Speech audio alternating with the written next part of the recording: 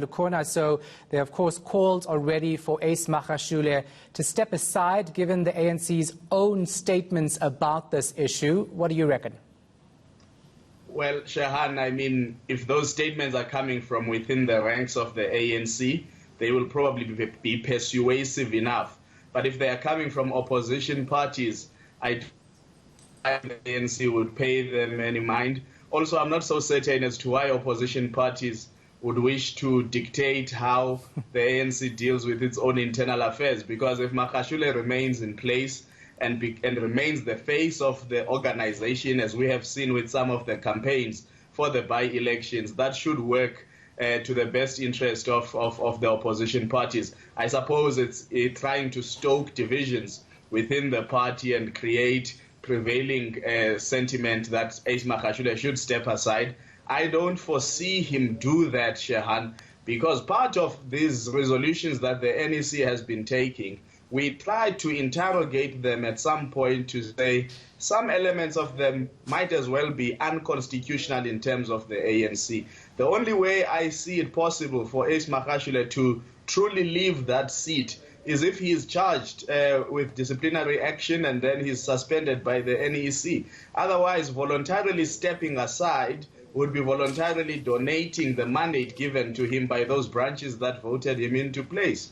Yeah, you know, when he was responding to this arrest warrant earlier with Vuyo Mvoko, he basically brushed it aside, saying he knew it was coming. He also alluded to the fact that there's political play happening here.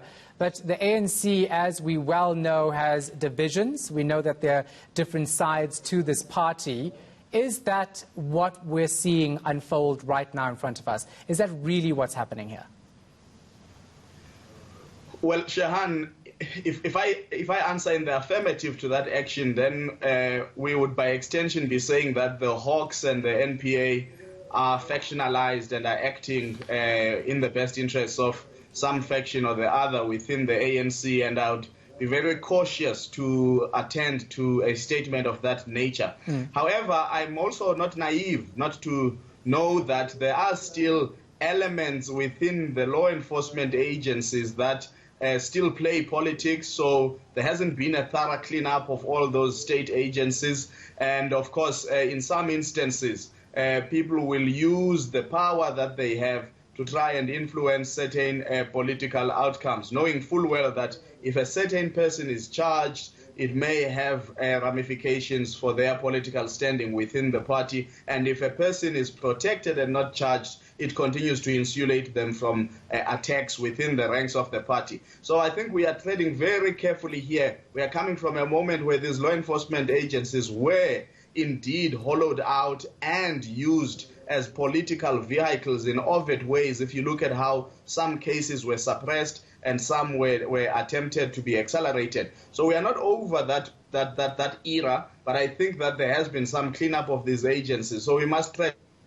carefully not to taint the image of these institutions at the service of politicians without necessary evidence. That's what is at play. The ANC itself, Shehan, remains highly divided, highly politicized. Remember, anyway, they elected Magashule into that position with numerous allegations against him. In fact, about 3 out of the 6 of those top 6 members were elected into office with serious allegations. Then allegations came against the president and his funding vehicles that he had created ahead of NASREC. So we continue to see this stand off on these questions of wrongdoing and corruption, and it's a matter of who gets indicted first more than the others. And now this will actually be an important test case to see how the ANC actually responds when a person of what some people have been calling "where's the big fish," when the big fish is indicted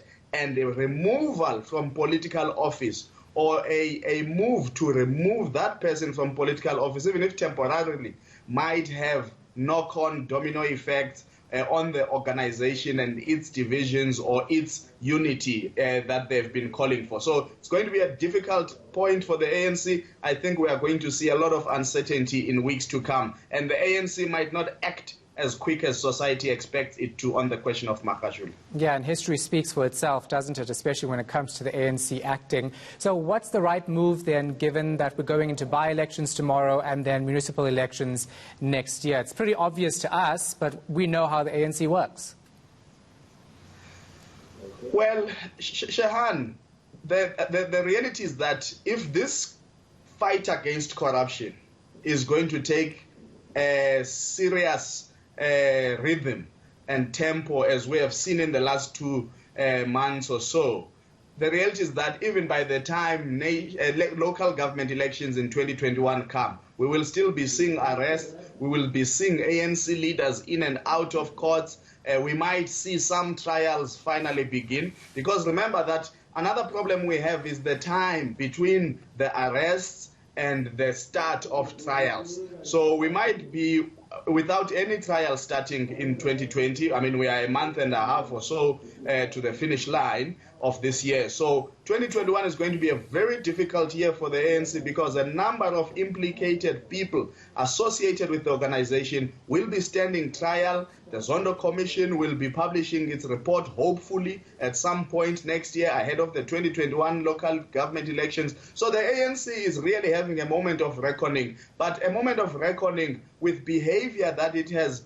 inculcated to normalize corruption, to normalize electing compromised leaders into office, to normalize wrongdoing within its ranks, and to benefit as an organization from patronage in terms of fundraising and so on. So now it has entangled itself so much that it probably will have to face the local government elections of next year in that position. And I think tomorrow's by-elections are a foregone conclusion, so I don't think any of what has happened today will influence some people whether they will go vote or not. We know that the turnout is ever so low in any case. All right, thanks for that. Appreciate it. Political analyst Lukhona Mnguni.